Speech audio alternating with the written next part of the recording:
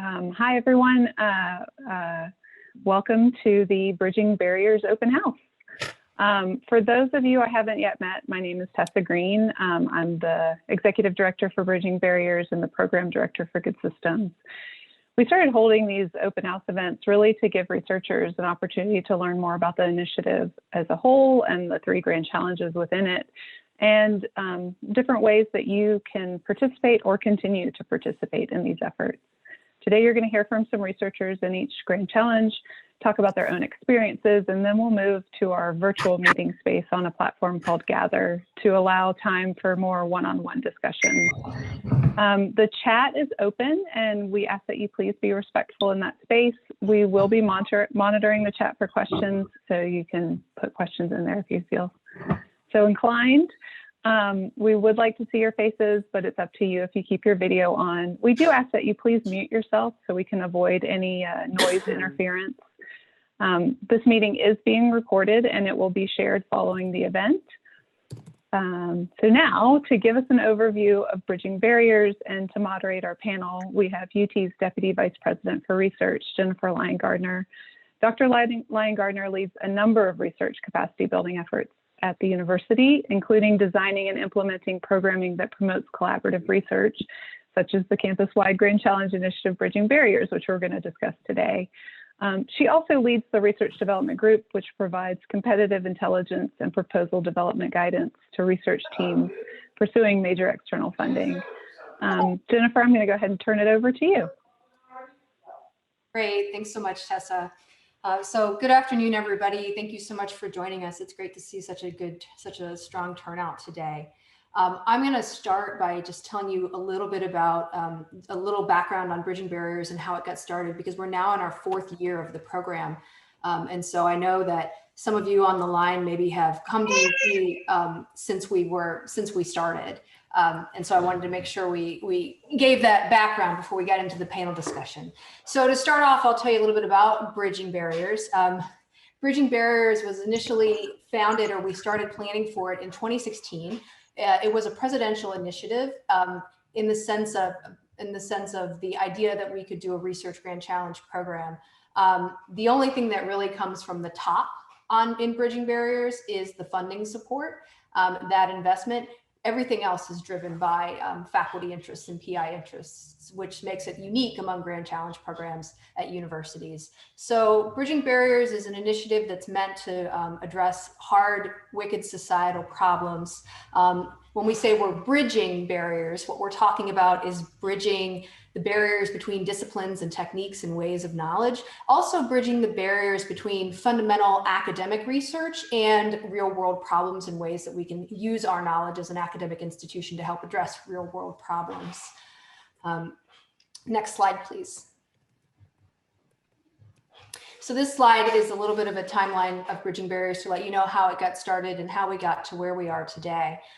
So it began in the fall of 2016, and if you were to go and look at the transcript of the president's annual State of the University address from that time, you would see that that's when then President Fenves announced that we would be launching a Grand Challenge initiative.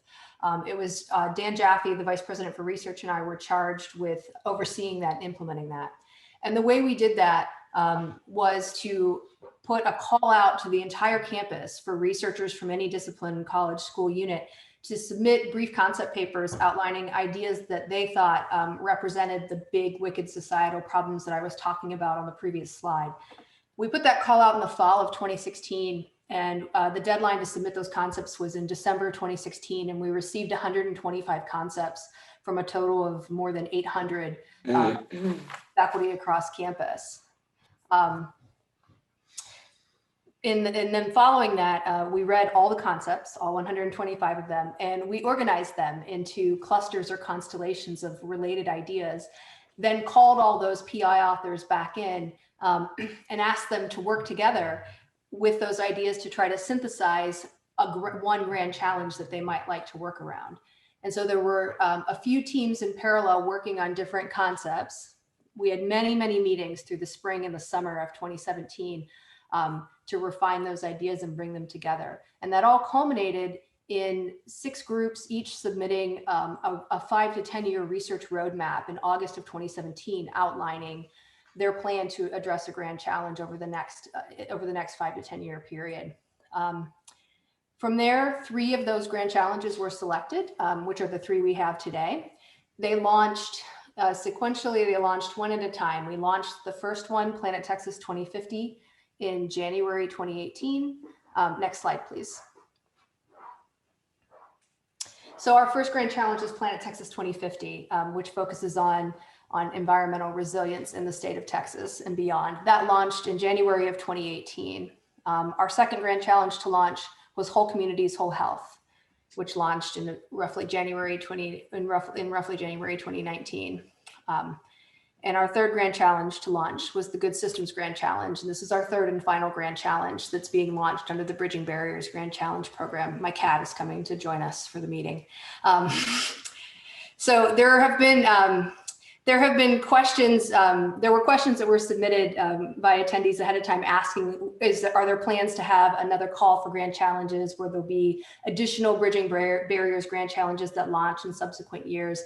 And the answer is no. These 3 are the 3. So these are the ones that we're putting forward. The Grand Challenge program was intended to be a 10-year program. It's not intended to be a permanent, everlasting, institutionalized thing. And so the 10-year period is roughly 2017 to 2027. So these are the 3. I see that there was a question in the chat about, what about the other things the other challenges that didn't end up coming to fruition. Those didn't quite move forward for a few reasons, usually because some of them have kind of, there have been some offshoots in their own directions. One, for example, focuses around health and privacy, and they've been absorbed kind of by other research units on campus, and we've given them some of the funding support to carry on that way. But these 3 are the ones that really demonstrated enough faculty buy-in across many colleges and schools and many disciplines to become really full-fledged grand challenges. So that's the overview of the program. But what's important to note here is that none of these 3 grand challenges are fixed. They are always open to inviting new researchers in and new ideas in. And even in the time that they've launched, I think if you were to look at the roadmaps they originally submitted, 2-3 years ago, and where they are today, their research findings and what they've learned has evolved, and it's evolved the grand challenge and its focus. And so we like to hold this annual open house because we always want to put a call out to make sure that PIs across campus are aware that these grand challenges are open. They're open for new collaborators. They're open for new ideas. And also at this point we're beginning to produce data sets and tools and resources that could be of use to many different researchers. And so we'd love to let people know more about those and know how you can plug into those resources. So we're going to talk about that a little bit today as well. With that, I'm ready to move on to the panelist portion of the panel portion of the event.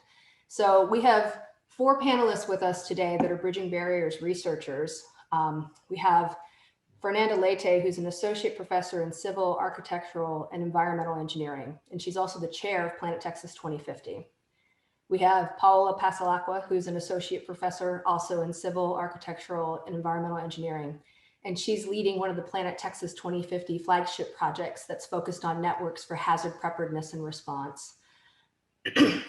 We have Carrie Kinney, who's a professor, again, in civil, architectural, and environmental engineering. I promise we have many departments and colleges represented across the themes. But Carrie is the co-chair of the Whole Communities, Whole Health Grand Challenge. And then finally, we have Craig Watkins, who's professor of journalism and media. See, I told you. And he's the director of the Good Systems Racial Justice Research Focus Area.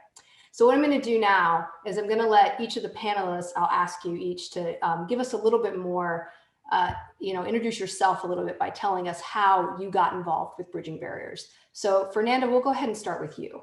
Sure.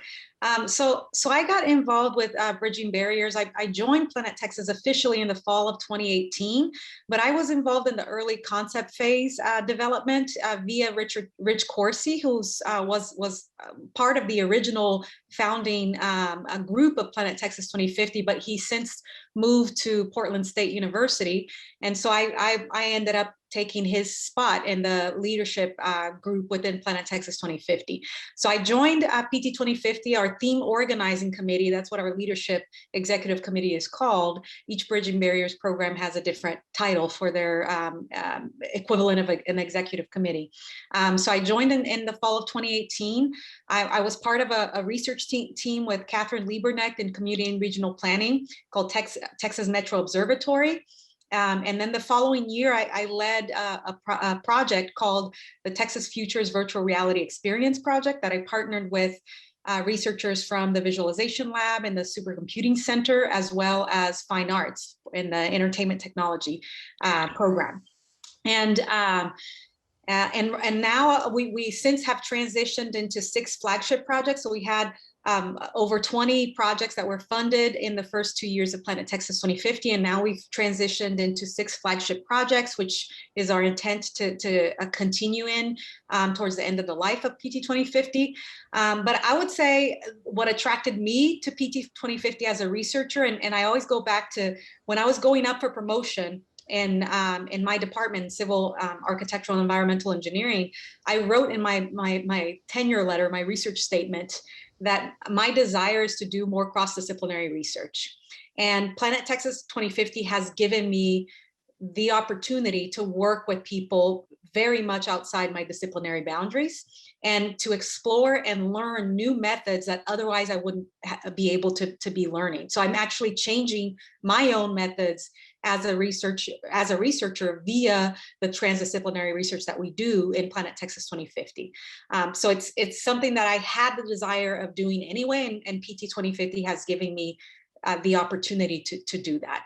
And I think that beyond the startup funds, I think that the biggest benefit that I see in PT 2050 is the support to write bigger, bolder, cross-disciplinary research proposals for external funding agencies like the National Science Foundation. That would be a challenge to do if it weren't for the Bridging Barriers program. So that's it for me. Thank you so much. Paulo, if you'd like to tell us a little bit about how you got involved with Planet Texas 2050, that would be great. While we've got the slide up here that overviews for folks kind of the high points of what's going on in the theme. Sure, thanks Jennifer, and good afternoon everyone. So I'll follow up on what Fernanda was saying, and I completely agree with what she said. My story is a little bit different. I joined in 2019. I had ongoing work with a large group of collaborators working on flooding and kind of trying to reach out to communities and work with a variety of stakeholders. And in the meantime, PT 2050 was doing work that was relevant to this. So it was kind of like a win-win situation. Like I think the project could have benefited the group of PT 2050 because it was interested in some of these layers, and I could see a lot of connections there to expand to different types of hazards and communities that I wasn't able to do on my own or even with a group of collaborators that we had. So I would say we started kind of on parallel tracks. I was aware of it, but it ended up really because of the research and because of the community outreach that collaboration made a lot of sense. And so I joined the first. I was part of I led a small project that was related to our flooding, and that kind of gave me the opportunity to scale up the tools, which is one of those resources that, every time we think about resources, we think about money, but actually there's much more to that. And in this case, for example, we had resources and tools that were developed to do flooding, but they were just not flooding foundation maps, but they were just not scaled up at the point that you could apply them over large spatial extents and in fast times. And so that collaboration through PT 2050 really established a very good formal link with TAC and researchers at TAC that allowed us to do that and kind of bring the tool to a completely different level in which it can be applied in very efficient ways over large spatial scales. From there, I've evolved as Jennifer was saying initially, as a co-lead of one of the flagship projects that essentially is allowing me to bring in a different angle, which is the one of social vulnerability. So I'm co-leading this with Patrick Bixler and the LBJ. And so School of Public Affairs. And so that essentially is helping me to expand from my engineering flooding perspective to think about how the social aspect participates in that and actually interacts with networks that we see in cities, infrastructure, river networks, and so forth during hazards, and also start thinking about different types of hazards. So I think that the two benefits that I would mention in addition to what Fernanda said, one is of course thinking about resources other than money. It's really thinking about what can you do to scale up to make your tools reach out to a larger and wider community.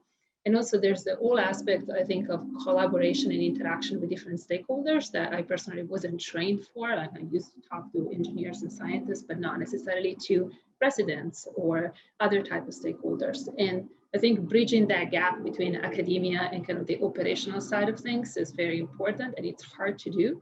And so that has been really enabled through this collaboration with people. Great, thank you so much. Next, I'm going to ask Carrie Kinney to speak, who is our co-chair for Whole Communities, Whole Health. Yeah, so I became involved, I think, slightly earlier than both Fernanda and Paula. I was brought in as they were refining the proposal for this grand challenge. And it was really interesting process. I knew it was a different program by just the folks around the room. So, I've actually done what I thought was rather interdisciplinary work over the years. I've worked with mycologists and natural sciences, but really what I had done is I had been collaborating with people in science and engineering. And I met people from psychology, social work, community engagement folks. And of course, there were other engineers in the room and other scientists in the room as well.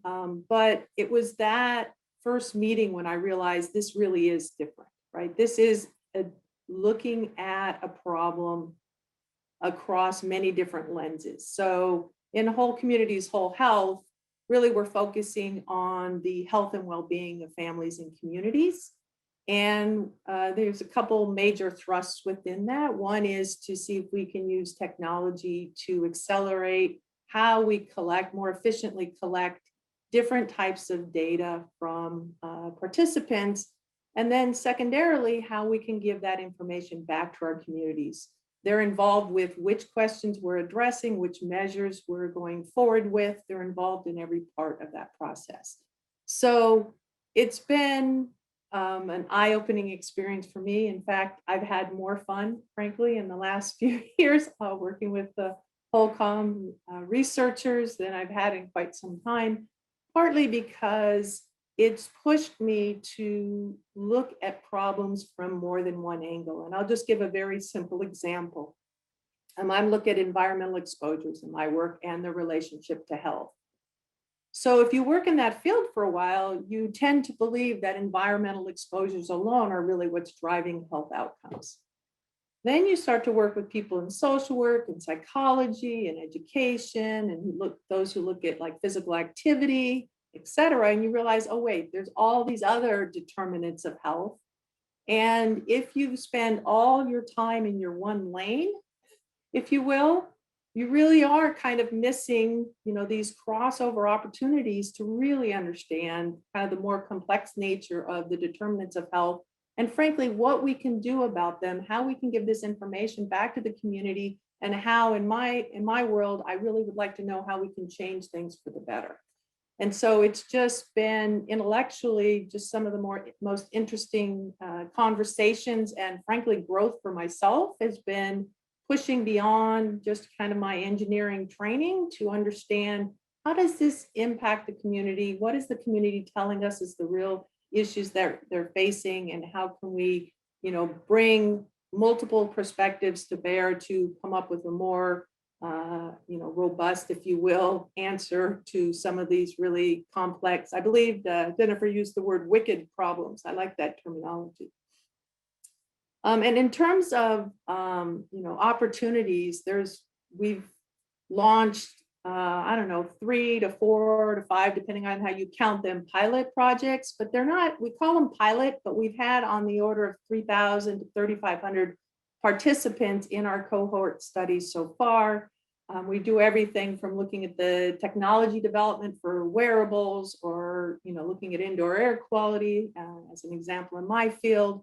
But now we cross it over to, how does that cross over to mood, mental health, and how does that cross over even to things like sleep? That again, Would one of our PhD students in engineering be looking at sleep quality without Holcomb? No, we wouldn't. And so there's a lot of opportunity to build networks that you wouldn't have thought would be, how do I say this, to build new networks and to build a much better understanding of what I would call these grand challenge problems that if you stick in only your lane, my belief is you're only going to make so much progress. And so the ability to collaborate with folks all across campus has just been outstanding. And we are now ready to launch with our community members into our community, and we're really excited about that opportunity. Awesome. Thank you so much, Carrie. That was great. We'll go ahead and display our Good Systems overview slide while I ask you, Craig, to give us a little bit of background about how you got involved in Good Systems. Sure. Thank you, Jennifer. So my initial introduction to Good Systems was through the submission of a research proposal in partnership with Ken Fleischman and Jackie Bailey, who are two faculty members over in the School of Information. Ken was one of the, I think, founding members of the executive team that's been leading Good Systems. And that project was the project that we proposed, and one that was accepted and funded, was looking at the ways in which Black and Latinx children interact with devices that are driven by artificial intelligence. And so that was sort of my initial introduction. I also submitted year two, there was a request for additional proposals, submitted a proposal with a professor from psychology, Kaya de Barbaro. And that project was also, we worked with a student of hers from computer science, PhD student of hers from computer science. And that project was looking at the design of a chatbot for primarily women, but to some degree, sometimes fathers or men who were dealing with postpartum depression. And both of those projects in some ways reflect what I think is the overall sort of mission and vision of Good Systems. And that is to basically support research and researchers that explore these swirling ethical questions that are beginning to sort of drive public conversation around the impact of artificial intelligence, machine learning, algorithms. Some of you may be familiar with the piece that was just, I think, published yesterday on Medium by one of the executives from Facebook trying to describe Facebook's algorithm and responding to some of the criticisms and concerns that their algorithms sort of drive political polarization in this country and around the world. But at its core, Good Systems is engaged with what some of us may be familiar with as good AI, or AI for public good, or for social good. And so it's been a pretty significant effort, much like the other Bridging Barrier initiatives and grand challenges, to bring researchers from across campus to ask really compelling questions about the future of AI as it relates to the future of work, as it relates to disinformation, as it relates to surveillance, as it relates to robotics, machines, and for example, a project that I'm working on with others in Good Systems around sort of racial justice as well. What we've learned over the years is that these questions related to artificial intelligence and its social impact can no longer simply be answered by engineers or computer scientists. That you need social scientists, you need people who bring in a sort of more of a humanist perspective and other kinds of lens and expertise to help us really understand the full complexity, impact, and potential of these systems. And so Good Systems is basically designed to deliberately support the ability for cross conversation and collaborations between researchers who bring different kinds of skills, different kinds of expertise, disciplinary focus to help address these critical questions moving forward. Great, thank you. So now that we've gone through and all of our panelists have given their background as to how they got involved in the grand challenges, I want to pause and invite the others in the audience. If you have any questions about the grand challenges, want to know more kind of about the research they're undertaking, if you have specific questions for a panelist, please feel free to drop those in the chat. And we can start to answer those now. We're going to go ahead and turn off the PowerPoint slide deck so that you can see our faces more clearly. I have a few questions as well if people are initially feeling shy. So I'll go ahead and start with one, which is, I was wondering, if some of you could tell us a little bit about some of the, tools or data sets or databases that, or even partnerships, external partnerships and things that your Grand Challenge themes have developed that other researchers that are here today might be interested in leveraging or might be able to make use of in their own research. So anybody who'd like to start can go ahead.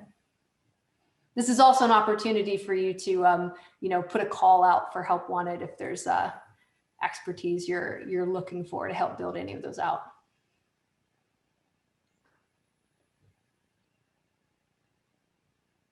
Okay, we're a little shy too.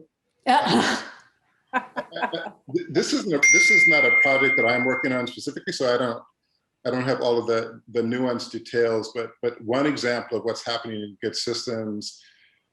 Good Systems last year funded a series of projects. I want to say roughly between 5 and 7. Again, the precise number escapes me, but a series of projects in collaboration with the City of Austin. And so these were efforts to bring together not only bridging across UT, but also bridging beyond UT as well. And what we've learned over the last couple of years or so is that many of these questions that we're asking through Good Systems, other entities and enterprises and organizations and communities are asking these questions as well. So one project that emerged out of that collaboration between the City of Austin and Good Systems was one around housing, and I think it's an attempt to look at the impact of gentrification, the issues of affordable housing and living in Austin, homelessness. And so my understanding is that there's a database of over several decades that has been created as a result of this data that the city has been able to provide researchers access to, that is now providing an opportunity to sort of look at kind of get a longitudinal perspective of the ways in which gentrification, the kind of transformation, the economic transformation of Austin has led to greater social and economic disparities and inequalities. And so for those of you who may be interested in those kinds of issues, there are health implications associated with that, educational implications associated with that. I would imagine, right, that data set provides some really rich and incredible opportunities to explore a range of questions. And I guess I can leverage on that a little bit. We had these 3 to 4 pilot projects that involved around 3,000 participants. And the latest being what we call the UTX 1000 study. And it has everything from biological measures, home assessments. We did it pre and post COVID, not post COVID, that's optimistic. Pre and during COVID pandemic. We looked at wearables, we looked at cell phone, different types of monitoring. And we have the, anyway, we have this very rich data set that is so rich that it's taking us a while to, so for instance, we have minute by minute carbon dioxide concentrations in 50 homes for 3 months, which tells you how much fresh air folks are getting and some other things about indoor air quality, just to give you kind of some of the resolution of the data that we've collected. And we have some similar ones for the UT 1000, which was done with the Psych 301 class, and similarly for the second one as well. So we've had many collaborations across campus. So that's just an immediate data set that was a part of our pilot projects that were done on UT campus or with UT participants. So we can, try out all this technology and basically make sure it's solid and we understand how all the data flows work, et cetera, before we launched with the community members. But with the community members, this is actually a great time to get involved. We have 12 different task groups, we call them, and they range from everything from looking at like environmental measures, biological measures, stress, family, physical and mental health. And then we have some very specific ones, like folks who are looking at just sensor development, others who are looking at the dashboard. And so, for instance, Craig was mentioning in terms of having these different measures of housing quality and other measures of stress within communities, we're developing a dashboard that would actually be available for community members to take this information back. So that's another opportunity where we could bridge across the bridge. So what you guys are developing in AI, and certainly within Planet Texas 2050, looking at the flooding mapping, all of those as we're developing these basically mobile phone apps that will go to the community members would be a way that we could bring that back to the community members in a kind of a real-time way. So there's a lot of overlap. There's a lot of opportunities. Certainly one of our concerns is, urban planners or gentrification within these communities. So that would be something that I think crosses over with PT 2050 and also good systems. Anything that you guys are interested in, we probably have a task group for this, but it's a task group that you get to work with others across campus who are focused on one set of measures, if you will, that we will be launching over the next 5 years with this community. So it's a great time to get involved. And I'll chime in for Planet Texas 2050. I added a link to our portal, our data portal. We call it Data X. This is housed in the Texas Advanced Computing Center, and it's basically a data integration platform that was designed by researchers involved in Planet Texas 2050, and it provides basically the data infrastructure, the computational tools behind the scenes to be able to integrate models and observations from different disciplines. So this will allow researchers to create simulations, projections of different challenges involved related to the grand challenge that we're facing and we're focusing on in Planet Texas 2050.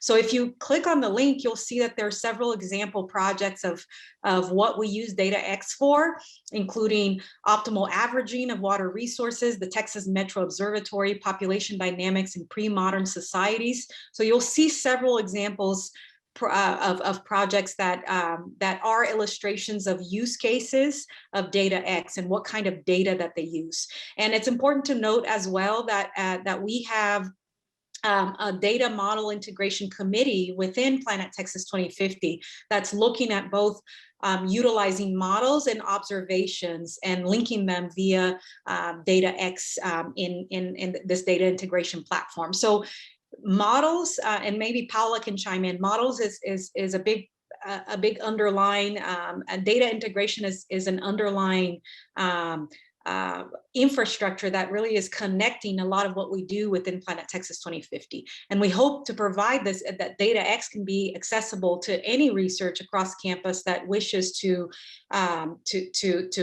take advantage of this data infrastructure as well via TAC. Yeah, I can briefly chime in and just say, anyone who deals with data and models knows that the hardest thing is to make things talk to each other or even finding them. I mean, I'm sure you had any student that's like, oh, I have this great idea for this research project, and they start looking at data and resources and they get lost because things are just offered by different providers with different resolution, with different standards of metadata associated with that. So it's a huge thing to have a portal that allows that integration, that does all the work behind the scenes. And so I would just encourage everyone to have a look at what's there. And also, if you think you have access to data that is not there and could be useful, then please reach out because that's open for everyone.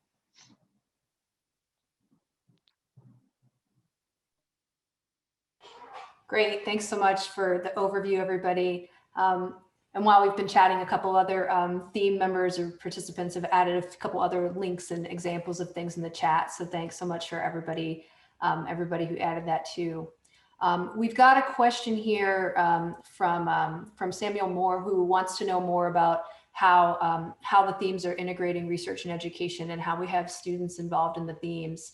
And so I wonder if folks would like to talk about that. I might start with you, Carrie. Of course, some on the Zoom might know, but maybe not everybody knows perhaps that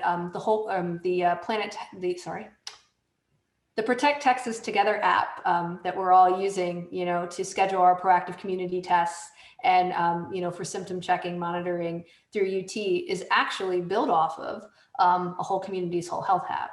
The platform for that was designed, it was originally used for the student studies that Carrie was talking about. And we ended up modifying that very, very rapidly to create the Protect Texas Together app that now the entire university community uses.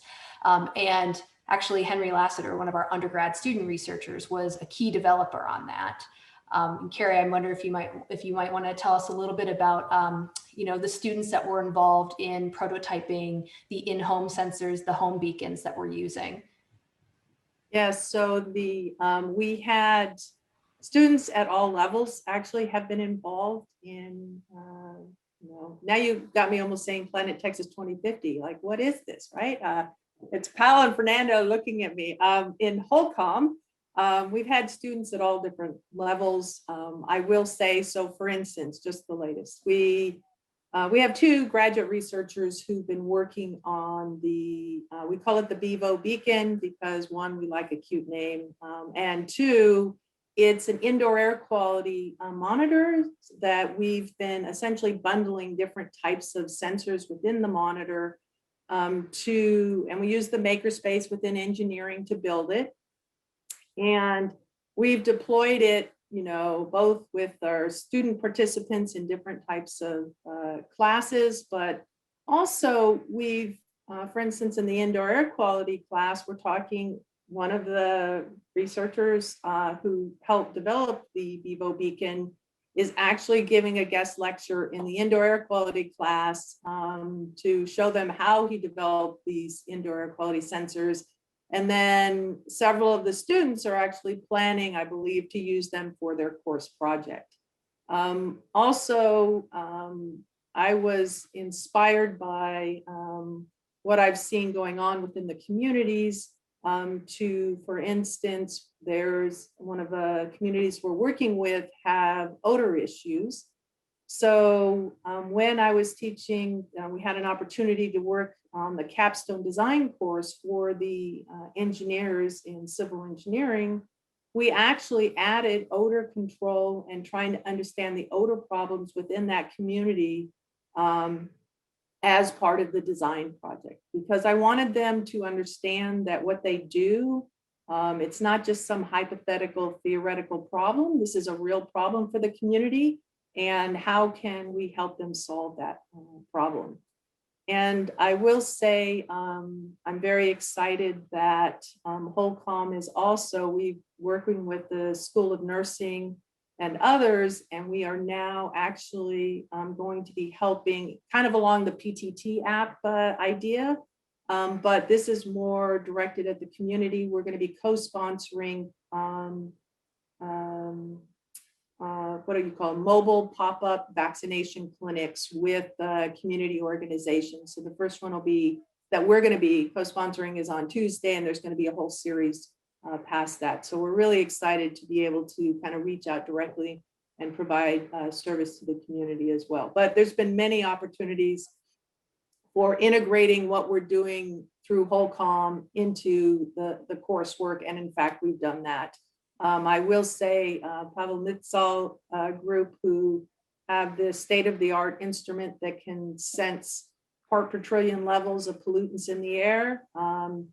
He, as part of Holcomb, drove around this area of the community to try to figure out what types of pollutants are present in the air. And that was a direct outcome of him being involved with Holcomb, but also it integrates into his novel measurements class. So I see these as a continuum. I don't see them, oh, it's only education only, it's only research only, it's only community based.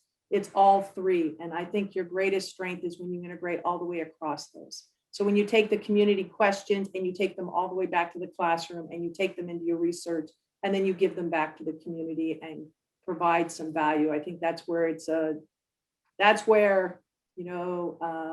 I'm really proud to be part of UT and part of this effort.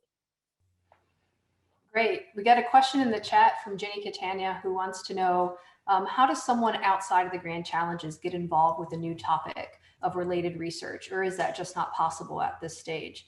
And the top level answer is definitely possible and also very much welcome. So maybe each of you, and we've got a slide that's got a little like some contact information and stuff. So maybe we want to display that while a couple of you, if you would like, want to add any more detail to, how someone could hook up with your, could get connected with your theme.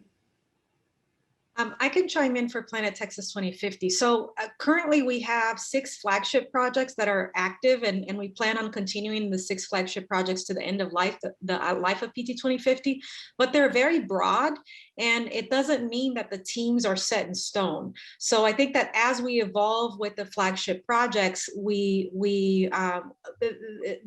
might evolve as well in research, and we're going to seek new expertise.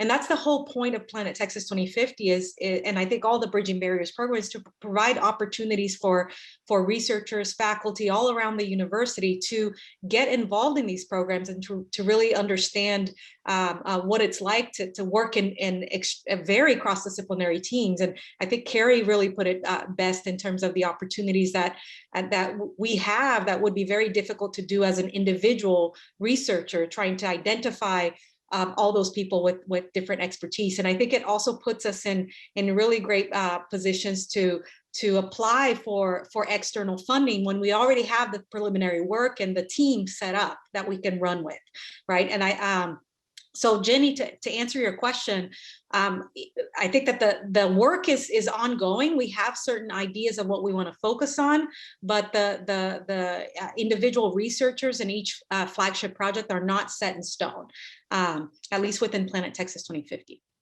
And I would add to that, so being the last one, I think that joined the Bridging Barriers, I wasn't involved with the original concept myself. So I just got in because the research was fitting and there were multiple ways to interact. And I would say, besides the fact that the flagships are very open and they can evolve in multiple ways, there's many other ways to be involved. I mean, in terms of the flagships are just a way to get stuff started and some ideas generated, but there's a lot of proposals that come out of these groups, and those proposals involve a whole variety of people that may or may not be affiliated with PT 2050 or with Bridging Barriers in general.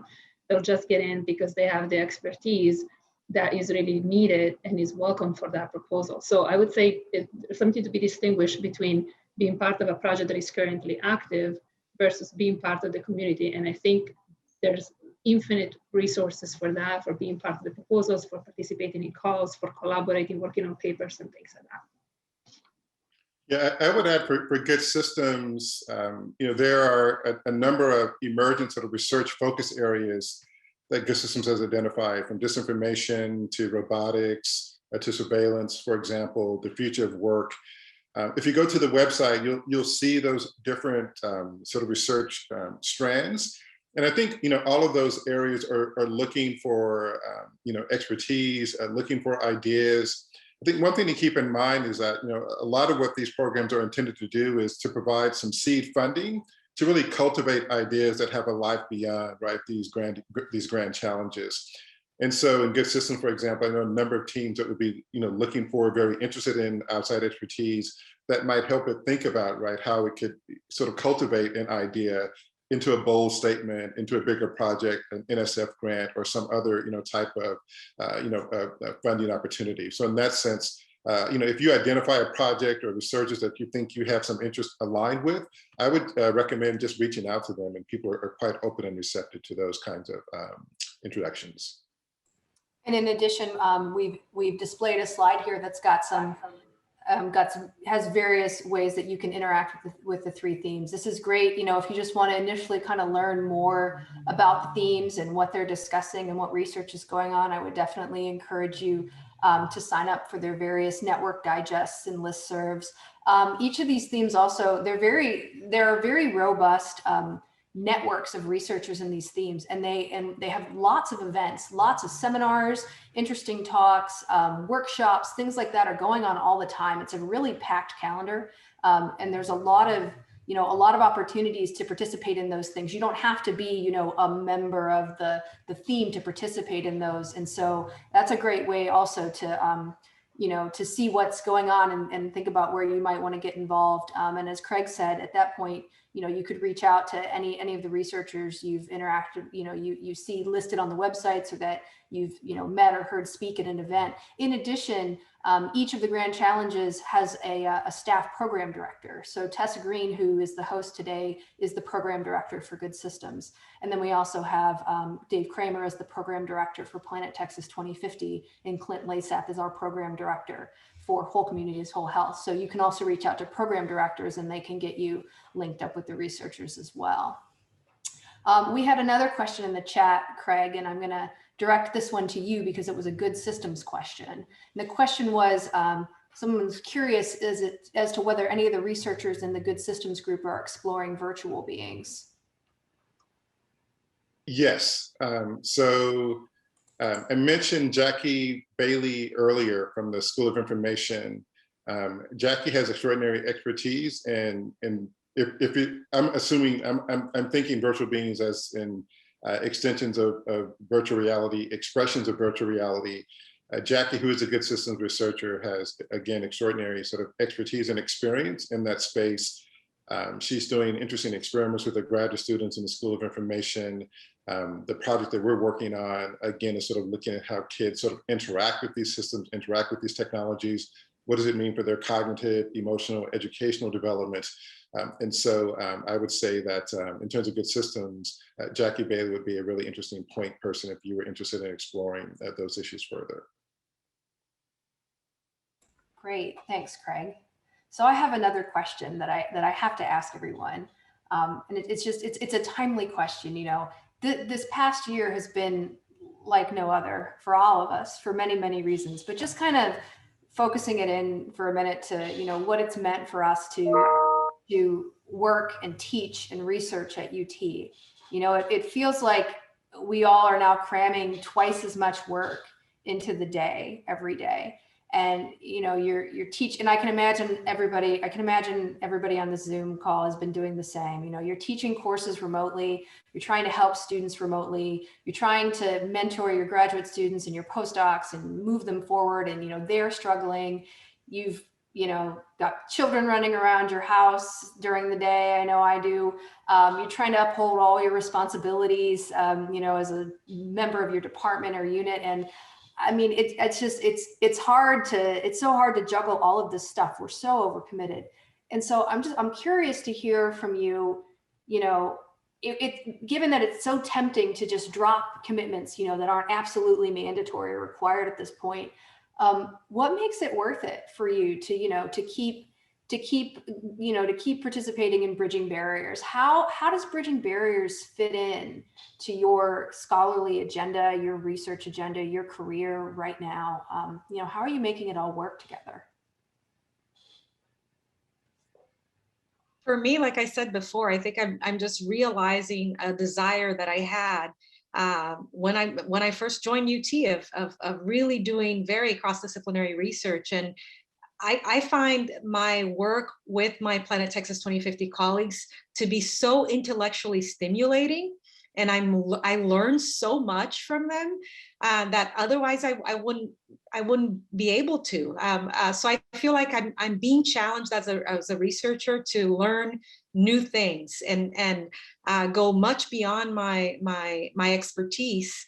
And I just feel like I'm reinventing myself as a researcher, and that just feels very invigorating and energizing, especially in a year that was so challenging for all of us. I look forward to my interactions with my Planet Texas 2050 colleagues because of that. Go ahead, Craig. Oh no, go ahead. We will keep the PT 2050. Well, I was just going to say that I think more than a commitment is facilitating a lot of things that would be happening anyway. So I don't see it as an added work. There's actually a lot of things that I think we found resources that I didn't know existed. And I'm looking at Jenny here and also on my screen. So I'm just going to call her out because it's been amazing to just be working on proposals and have people that help us design figures or think about sections. And I knew Jenny that read proposals. I mean, there's like all sorts of resources that I never had before. And so I think it's actually facilitated things that would be happening anyway, just makes it more integrated and more fun. And it actually allows us to focus a lot more on the research. So I think it's been really a pleasure. Yeah, and I think I was going to echo something quite similar. I mean, if you're here and you're sort of new to Bridging Barriers and these grand challenges, for example, you know, if you take nothing else away, you know, I think for many of us, and this has been, you know, articulated by all of us here today, is that this is just an extraordinarily rich information network. And so, given the pressures, the doubling of pressures that we've all faced over the last year, the pandemic year, the Bridging Barriers' ability to sort of pivot, right, in some really interesting and agile ways to bring us together, to think together, to submit proposals, right, in response to COVID, to gather information, to identify funding opportunities. Those are things that on my own would be incredibly difficult, if not impossible to do. And here's a resource that we have right at our fingertips that really sort of facilitates a lot of that for us. And so for me, just the incredible sort of information network that Bridging Barriers is, makes it a resource that makes managing all of these challenges a bit easier in the face of growing pressures. Yeah, and I would echo that as well. Just just the network that you develop as part of being part of Bridging Barriers is incredible. I mean, I've been here lots of years, and you would think that over the years I would have had a pretty good network. Well, I had a network on my corner of campus, and now I have a network across campus and at different levels, and I've learned so much from that. Also, I got into engineering because I wanted to make a difference, and I feel like this program has given me the opportunity in ways that I couldn't have imagined that we can try to make a real difference. And so I would just kind of echo, it's intellectually incredibly exciting to rethink things in a new way. I've learned a lot of terminology, and every once in a while, like somebody from education and social work will actually use one of their terms correctly, and I'll be congratulated and they get a little grin on their face. And so I'm learning a ton from my colleagues across campus, and hopefully not boring them to death when I start talking in a tech talk or get excited about air quality beyond what they really want to hear about. But it really is just an incredible networking opportunity that you can leverage for proposals and new ideas and thinking about things. But really making a difference, I think, is why I do this job. It isn't because the hours are great necessarily. There's a lot of hours. So if you're going to put in a lot of hours, you want to make an impact. And that's really what I'm hoping that we're able to accomplish. Great. Well, I'm so happy to hear that everybody enjoys the scholarly network of Bridging Barriers, because I'll say that's something that I enjoy the most as well. I mean, VPR is the executive sponsor, and we play a support role, as you mentioned, Paola and Carrie, in terms of helping to develop proposals that Bridging Barriers teams come up with to try to secure external funding. We're leveraging the internal funding that we're given for the themes to try to raise more money externally, and we provide support toward that. But it's great to have seen these networks grow organically, because it really is all PI driven. And it's been so rewarding for us as Vice President for Research to see that, investing in PIs in this way and letting them set the agenda, determine the ideas, determine what it is they want to do, and just kind of like letting them go and doing it, and taking risks has created so much. For everyone else on the Zoom, I did want to share in the chat maybe the links to our most recent annual reports. So the three Bridging Barriers themes just released their fiscal year 20 annual reports this past week. And I think those are available on our website. But they're really great reports. I encourage you to check them out. They're best viewed in full screen mode.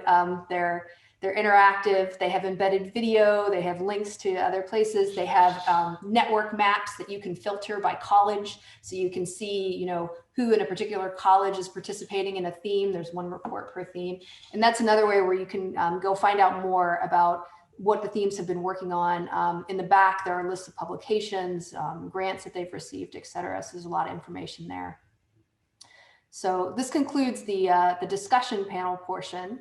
I want to thank all the panelists again. Thank you so much for agreeing to come and share your experiences with the audience today. I hope it's been helpful. And thank you to Tessa for hosting us. And to